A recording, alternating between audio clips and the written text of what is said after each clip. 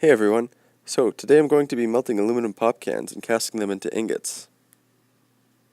So first step, I'm going to load up my crucible with as many pop cans as I can fit in there. My crucible is made out of 3/8 inch plate that I welded together. So here I'm hammering it down so I can fit as many pop cans as I can in for the first charge.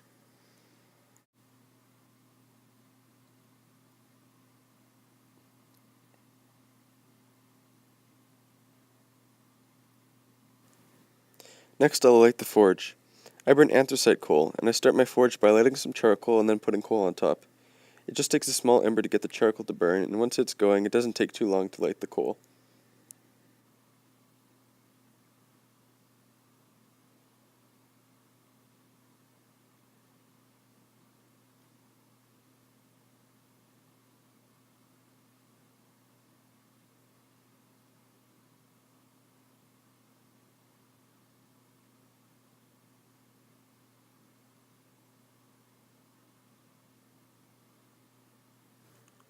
Once the forge is heated up, I'll put the crucible onto the fire and let the crucible start to heat up, which will melt the aluminum.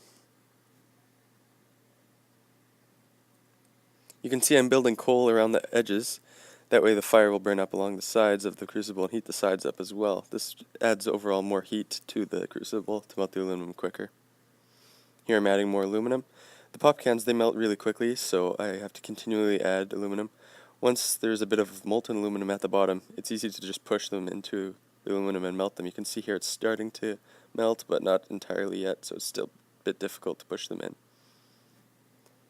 Once there is a puddle of aluminum at the bottom, then you can just push the pop cans right into the puddle and they'll pretty much melt instantly.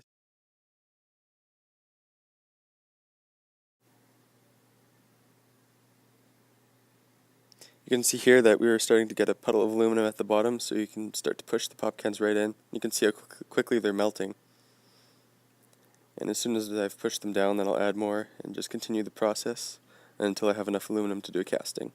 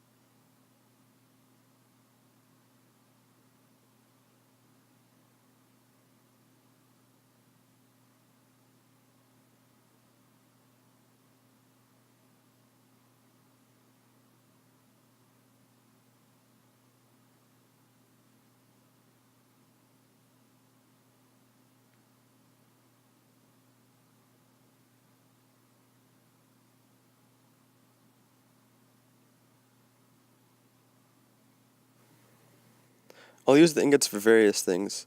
Aluminum is quite useful in the workplace since it is lightweight, strong, and doesn't rust. I can cut and shape the ingots into the shape I need, or make a mold and cast them into the exact shape I need. I often use aluminum for knife handle parts, but you can use it for anything.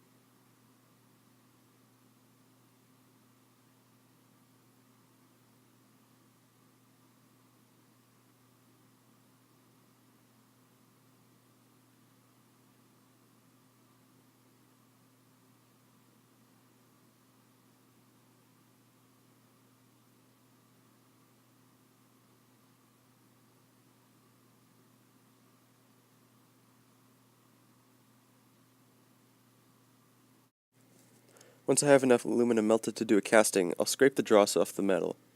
The dross is basically impurities in the metal, like trace amounts of other materials such as magnesium, as well as paint residues and dirt.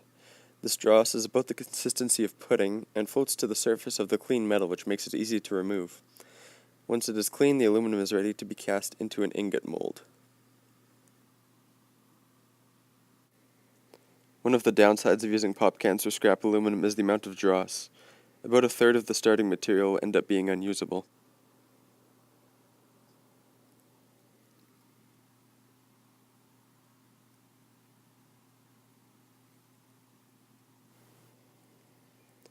Once the dross has been removed, I'll pour the aluminum into the mold. I slightly preheated the mold to remove any moisture, since pouring molten aluminum onto a wet mold can mess up the casting. It takes about 20 seconds to harden into a solid block. From there, I'll take it over to the water and cool it off completely.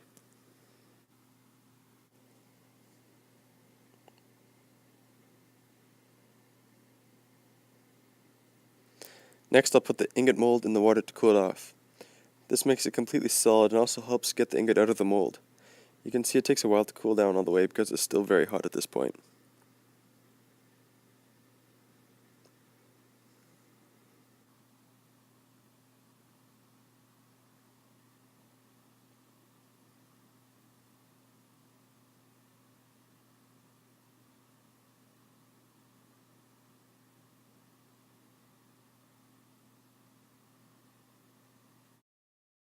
So that's how I recycle pop cans into usable aluminum.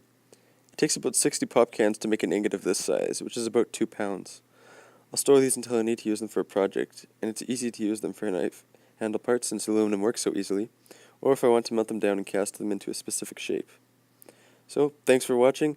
Hope this video was helpful or at least entertaining. Please like, comment, and subscribe, and I'll see you next time.